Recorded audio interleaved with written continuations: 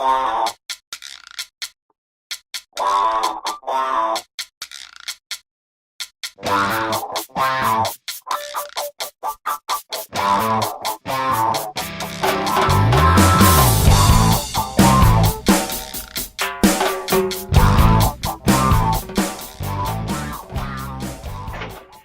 hello everybody. I'm Tucker Balch, and we're going to start the second webinar in our series of 3. Today we're going to focus on backtesting. Now, if you recall, in our last webinar, we showed you how we found appropriate data to generate this example strategy. The orange here is the performance of the strategy itself, and the blue there is a benchmark. And last time we got as far as showing how we selected the data and figured out how to match different data sets together. Today we'll talk about once we've selected that data, how can we backtest it. And we are Lucena Research. We're located in Atlanta, and we've got a number of products that we offer. Our flagship product is Quant, and actually I'm going to show you some screenshots of Quant today. It's a cloud-based predictive analytics tool that's integrated with lots of different data sources. I wanted to mention that Quant is available on the Bloomberg terminal. We also license portfolio or model portfolios, and we do custom strategy development. Now, as I mentioned, I'm Tucker Balch. I'm a professor at Georgia Tech. I'm also chief scientist here at Lucena, and I'm joined here today with 2 of our quants, Taylor Korf and Richard Brooks. How you doing, this is Taylor? Hi, this is Richard. All right. Okay, so as I mentioned, we're going through a 3-part series. Last time we talked about initial research and data. Today is backtesting, and in 2 weeks we'll have our final session, which is how we go from once we've got a successful backtest and what looks like a good strategy, how we carry that forward to real deployment. Okay, so today we're going to talk about backtesting. These are the topics I'm going to cover. First is, what is backtesting? Not everybody knows that, and we'll talk about that. There are some pitfalls when you're backtesting that quants sometimes fall into, and I'm going to talk about a couple of those and ways that we avoid those problems. We're going to recap a little bit about the data that we had settled on last time, and then show you how to backtest with Quant, and then we'll have some open Q&A session at the end. So if you Google the word backtesting, you'll see something like this. Backtesting is the process of testing a trading strategy on relevant historical data. So what that means is you take your logic for trading, you roll back time to some historical point, and then you allow it to trade with the information it would have known back then. So backtests are simulations, and what they enable you to do is sort of check the robustness of your idea. Now, there are some pitfalls. One quote I like to mention, a well-known finance professional commented, "I've never seen a bad backtest." And what that means is lots of people are out churning away testing strategies and so on, and they don't often come forward and show you the ones that turned out terribly. They show the ones that turned out great. Of course, that's one way that we weed out. If it doesn't work in a backtest, it's certainly not going to work in real life. So backtests enable us to weed out lots of bad strategies. But if you see a backtest, someone is showing you the strategy that they've developed and backtested it, there are a couple questions you should ask them about that backtest. And it points to 2 things you need to be very careful about as you're developing a strategy. First is survivor bias data. If you use survivor bias data, you can have problems. Specifically, your strategy might appear to perform better than it really would have, and we'll talk about that next. Another potential pitfall is in-sample backtesting, and we'll talk about both of those potential problems today. If you want to know more about these things, there's a blog online. If you search for mistakes quants make that cause backtests to lie, I think there's also a video online about that too if you're interested. Okay, so let's talk about survivor bias data. Suppose we are in 2012 and we're developing a strategy. And this, by the way, this is a slide from an earlier lecture when we didn't have Jessica Lee to do beautiful graphics for us. So I hope you'll bear with the hand-drawn result here. Anyways, the universe of stocks that we're using in 2012 might be the members of the S&P 500 that were in the S&P 500 in 2012. Now you can see as we go through the downturn in 2008 and 2009, because we're using the members of the S&P 500 as of that date, we know they all survived that downturn. But in reality, many companies were delisted during that time period. And if you're only using the members of the S&P 500 as of a later date, you're biased towards stocks that have survived. Now, in reality, if we look at all of the stocks that were in the S&P 500 starting in 2008 and go forward, yeah, sure, some of them survived, but a number of them crashed and burned. And if you don't account for those in your backtesting, you're going to be biased to the upside. So you need to have access to data that includes all stocks that were available in that time you were backtesting, even the ones that didn't do so well. And let me show you the consequences. Here is a backtest using an identical strategy, and essentially all that it's doing is equally allocating to all members of the S&P 500. The green is if we use the members of the S&P 500 as of the end date. The purple is if we had used the ones that were actually in the S&P 500 at the time. And you can see we gradually see these two grow apart, and this is the difference. So it's about over this time period about 13% improvement in the strategy just because you're using biased data. Now all the research we do here at Lucena uses bias-free data, so we make sure that we're looking at all the stocks that existed historically. Okay, next thing I want to talk about is in-sample and out-of-sample. Now this is a nice backtest. Again, the performance of the strategy we're looking at is here in orange, and a benchmark is in blue. Now, it's reasonable to ask, if you see a nice performance like this, which part of that is out of sample? And let's talk about what that means. So we usually choose a portion of our data to refine our strategy on. And in this case, the strategy we're showing you today, the time period we used was 2010. So we iterated, we applied machine learning and a few other techniques to find the best performance we could in 2010. Then once we established those parameters, we went forward and tested it forward, having made the decision about which data we were going to use and thresholds and so on. We then went forward into this time period indicated in the green, and that's the out of sample. Now sometimes people will do back tests where the entire time frame is in sample, and that kind of approach is guaranteed to provide exceptional results. It's only when you see a in-sample training period and a separate out-of-sample period that you can have some confidence that the strategy is going to work. Even then, you have to do some additional processes to make sure it's going to go well.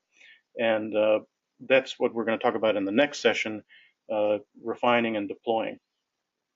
Okay, let me pause for a second and see if we have any questions. Nope, no questions? All right. I did want to let you all know, please do ask questions, and as we go forward, we'll take a break every now and then to take your questions. Now, I want to recap a little bit what we talked about last time. We looked at a particular data source, in this case, Dorsey Wright, and we selected two of their indicators that showed promise.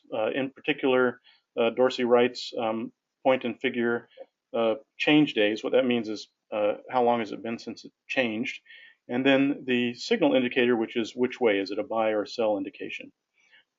We used our one of our machine learning techniques, we call it Cadane, to discover which other factors, if we combined them with those, would give us even better performance. And we discovered two fundamentals that, when combined with the technicals from Dorsey Wright, gave us even better performance. Let me show you what I mean by that.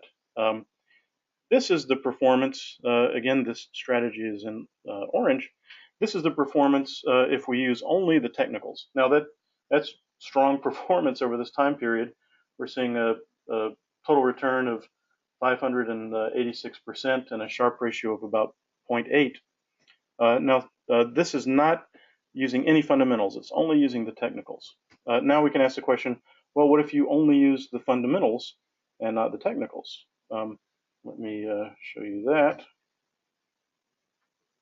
So nice performance here as well, return of about 530%. One thing to observe is during this period, the fundamental only strategy wasn't excelling as much as it was post-recession. But what if we combine them? And that's sort of the magic of the processes we have at Lucena, is we're able to search across hundreds of data sources. In particular, we have in our database about 650 indicators for every stock, and we apply our machine learning algorithms to find which indicators work best with which others. And if we combine these technicals and fundamentals into one strategy, we get even better performance. Here we're seeing a 726% return over this period, Sharpe ratio now above 1, great information ratio 0.95. So this is just showing how we're able to use machine learning to really eke out the best data items that work together. Okay, so we've selected our data and we've decided what thresholds we're going to use on those factors. That was the event study stuff that we talked about last time. Now I'm going to show you how we can turn that into a backtest. Have we got any questions? Ryan wants to know, what machine learning algorithm do you find gives the best performance to security selection? So there's a couple of things that we have to do in terms of our algorithms since we have such a large number of features, and how we kind of what our desired result is. And for a lot of these signals, our desired results are events, right? And so these events can be considered as a classification problem. And so on a high level for machine learning, we're usually implementing a classification type of algorithm.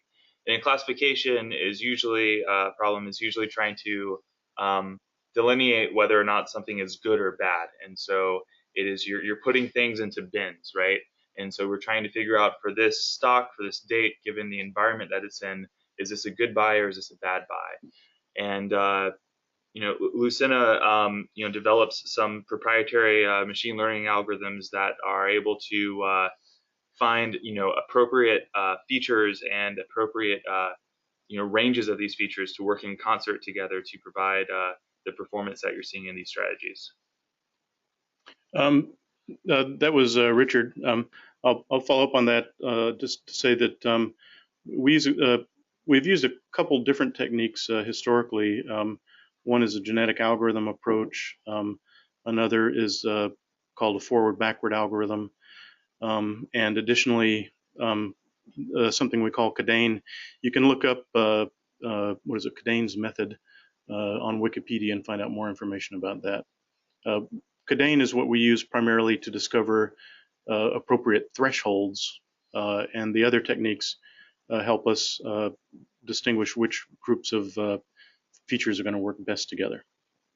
Okay, now I want to show you what our platform looks like for backtesting.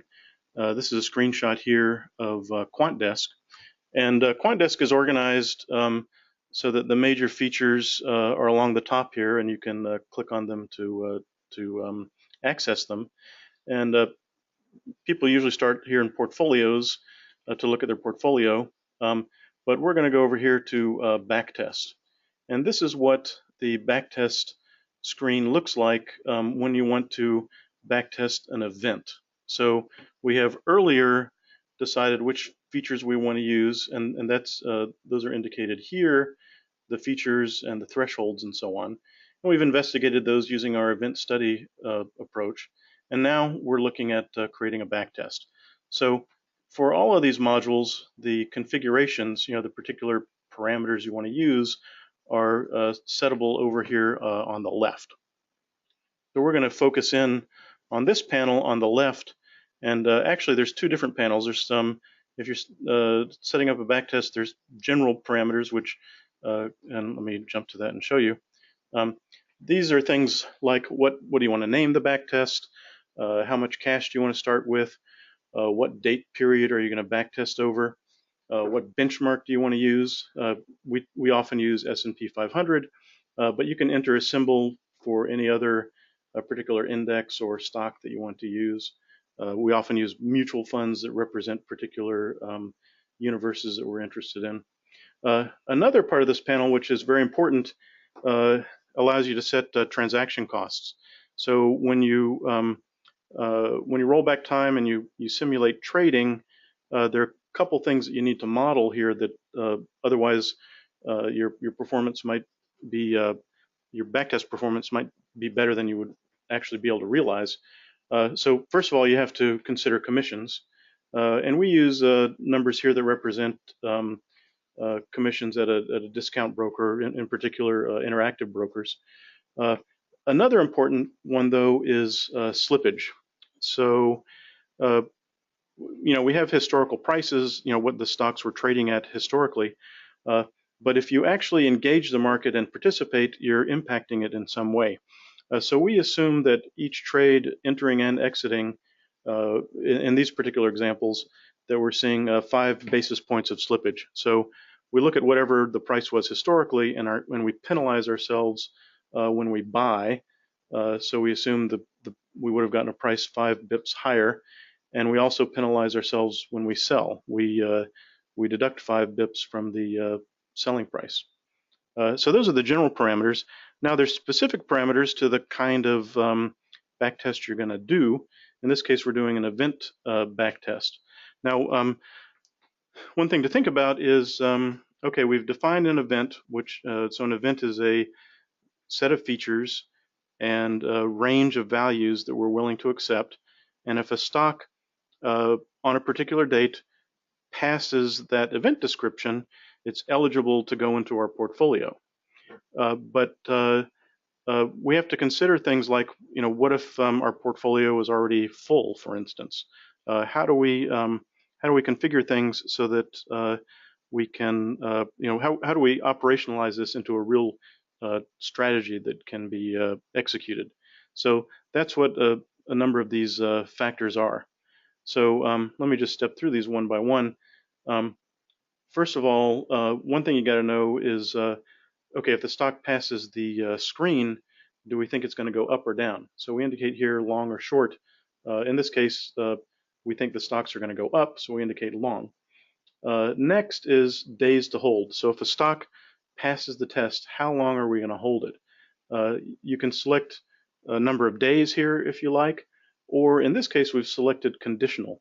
And what that means is if the stock passes the screen, we'll add it to our portfolio, and we'll continue to hold it until it no longer satisfies that screen. Now, let's suppose we had a large number of stocks passing that test on one day, and we can't add all of them to the portfolio at once. How are we going to rank them and choose which ones to use? So you select one of the factors here that you want to use for that ranking. A couple other parameters here. How many equities might you add per day? and on each day, what percent of your portfolio will you allocate to them? What's the minimum you would allocate to any equity, and what's the maximum? So a lot of different factors there, and you can, with QuantDesk, you can test different ones and see what sorts of different results you get, and we'll show you those in just a moment. In fact, right now I'm going to show you what QuantDesk looks like. This is you're seeing now a screenshot of QuantDesk. Let me make sure we're looking at the right screen. Yep, okay. So here are those two panels, the general panel and the event panel. And so let's say we've configured everything, and now we want to run that backtest. So Taylor, what's happening now? So the first thing QuantDesk is going to go do is going to go assess what your universe is. So earlier on the slide, we could see that Tucker's event study here is assessing the S&P 500 and the Russell 1000 as his starting point. So QuantDesk in the background is going and it's fetching the daily constituencies. It's another kind of bias that people usually fall into. You want to make sure that you're assessing on each date what was actually in the S&P 500 or the Russell 1000, not what it is today. After that, we're going to go fetch survivor bias-free data for those constituencies, and then we'll apply the event study features to that. So if this event study we're scanning for PEs greater than 0.5, we're going to go apply that as a filter on top of that universe. That'll give us a list of securities per day, and then as Tucker was talking about, the logic max allocation per day, max and min allocation per asset, holding period, stop losses and stop gains. Those are all going to be assessed on a per day basis. And you're going to run through the entire duration of the backtest. And at the end, which we'll see here in a bit, you'll get to see a report. If you'll go ahead and click, yeah, you'll get to see a report like this that shows you how many things you were holding, the performance, Sharpe ratios, risk return, what kind of leverage you're looking at, or are you fully allocated, as Tucker was talking about, and also at the end you'll get a PDF printable and shareable report. Yeah, so this after you run a backtest, this is the sort of display you get. The strategy you're testing is shown here in orange, and by the way, this is over the time period 2010 for that strategy we've been looking at. Here you see in green here on each particular day how many positions you were holding in the portfolio. In red here, it's telling you how many stocks satisfied your event screen on any particular day. So during this period, we're seeing about 80. Earlier here, up into the 200s and 300s, but our portfolio at any time is only holding about 40 positions. We show you a lot of typical statistics over here, like Sharpe ratio and return, correlation to various sectors. Down here along the bottom, you see what your exposure was. In this case, we're always long, but you can see it takes a little while to ramp up to full leverage here. Now we have very comprehensive and detailed reports. I'll show you what one of those looks like. And these are, as Taylor mentioned, printable by PDF. Actually, I was going to jump to one we already had, but it looks like this one's coming up fine. So again, you see that chart that we were looking at, typical statistics over here. Let me go to one that's a little bit longer. This shows you for each year your return on your strategy compared to the benchmark's return. And then we have, this is a fairly important chart here. It shows the relationship of your strategy in terms of risk return compared to the benchmark. And you want to be up and to the left here. Anyways, I won't go through all of the statistics you get back here, but suffice it to say that we report very comprehensively, including, for instance, turnover and so on. One thing to be sure to point out here is we do include transaction costs, and those are the settings. And here's the total accrued transaction costs over time. So in this particular simulation, we're seeing a total of about $660,000 in transaction costs over the period of this backtest. Okay, do we have any questions relating to any of this stuff? So someone wants to know, how do you decide which symbols to buy that have passed the event screen? Yeah, so one of the options for the event study backtest is to specify the maximum number of equities you can buy a day. So if you set that number to 5, but your screen is giving you 20 things, we also have the ability to rank your equities based on a feature. Now you can't see here, but that's actually a drop down where you can pick whether you want to rank by PE ratio or Sharpe ratio. Maybe you want to rank by liquidity. You can do that in ascending or descending order. So that's how we would pick from a large screen a set number of assets to buy per day. Thank you, Taylor. Now, another, I don't know if anybody has asked this question, but I think a question that would be reasonable to ask is, how do you know which values for these particular factors make sense to use? And this is some of the work that Richard's been involved in. And Richard, maybe you can address that. For the event scans, for figuring out which ranges to use is we go through a process where we will look at the event landscape, and when we will, I guess, classify whether or not we think future returns are good or bad, and then based on whether or not they are good or the bad, we will try to find out for each specific feature what contiguous range for that feature provides the highest probability of good events. And this is done algorithmically, and through this process that Tucker mentioned earlier called Cadane. And to make sure that it is reliable or robust, what we do is we provide this analysis through a cross-validation landscape. And what that means is we are, for some historical period, we were trying to figure out what features and then what ranges for those features are most predictive or most probable of providing good events. And then we will go and then we will evaluate that on a time frame that is after the training. So the idea is that we will do this on an iterative fashion, and then we will find out what works best in sample and then also in the evaluation time point, which is out of sample. And the strategy that works the best in and out of sample over a long enough period, we deem as appropriate enough to deploy a strategy for. Okay, so after all that research and effort, we finally see performance in a backtest like this, and so we're very happy, by the way, with the value we see in these in the Dorsey Wright signals, and also we're real excited to have discovered that combining them with some fundamentals even improves that value further. Now, at this point, what we have is a successful backtest, and we're not really ready to deploy money against this strategy yet. There's a few more steps we need to take before doing that, and that's what part 3 is going to be about. In particular, just kind of giving you a little bit of advanced information there.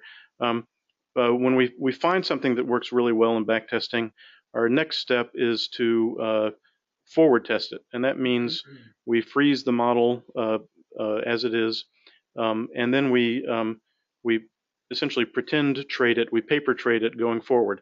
So the model, we know for sure it has no way of seeing the future, and it's acting as if it is really trading. And if we see success there, then we consider deploying actual capital against it. Okay, so that is what we wanted to cover today, but I wanted now to take any questions folks might have.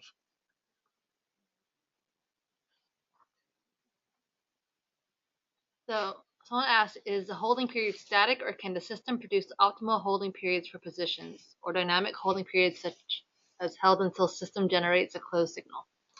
Yeah, so one of the options Tucker was using was called a conditional hold. I believe he talked about it, but just to recap, basically it'll keep you in that position until the criteria for that security no longer passes. For the backtest, you're not stuck to holding for 5 days. You can pick whatever holding period you want. But as far as determining what an optimal hold period is, there's another module called the event analysis module on QuantDesk, where we have a lot of metrics that help you determine what the optimal hold period is. We'll probably talk about that in a future webinar. It's a little out of scope for today. Philip wants to know how much data, period of time wise, do you usually need for backtesting? We usually do around 7 years for validation, and then another 5 years for out of sample. So this is enough to kind of see how your strategy will behave both in your training period and in your out of sample evaluation period through various regimes and market recessions and so on. We almost always make sure to evaluate through the recession, because everybody wants to know, how would the strategy I'm looking at have survived decently through that recession period. In this case, we're, because we're long only, we're seeing about the same drawdown as the market overall, but we certainly don't want to see worse performance there. How about forward testing? Oh, so ask that question again. It was like, how much data do you usually need for backtesting? And then he wants to ask, how about forward testing? So that's correct. That even if you're having out of sample evaluations, you still fall prey to multiple comparison biases, and so usually too, with the client that we have, if we do see something that's favorable even out of sample, we will usually forward trade it in live time and keep track of the portfolio on an ongoing basis for probably 3 months to see how the performance is, and if it deems consistent with historical results, then it's usually a good sign to deploy. Okay, one more question. Do you use a single ranking process or multiple ranking strategies to make buy or sell decisions? And is the decision for which ranking to use automated or human? So it's a good question. So the process is automated to select which features to use, and then when we do ranking, we also use an automated process to see which ranking method works best. And of course, on QuantDesk, you can choose those manually and see what works best, or we can run a separate process here at Lucena to uncover that information. Okay, well, thanks everybody for joining us, and please join us for the third session, and that'll be in 2 weeks, where we talk about how we go forward from having a successful backtest to deploying and applying real money to a strategy. Thanks very much, and look forward to seeing you again soon. Bye-bye.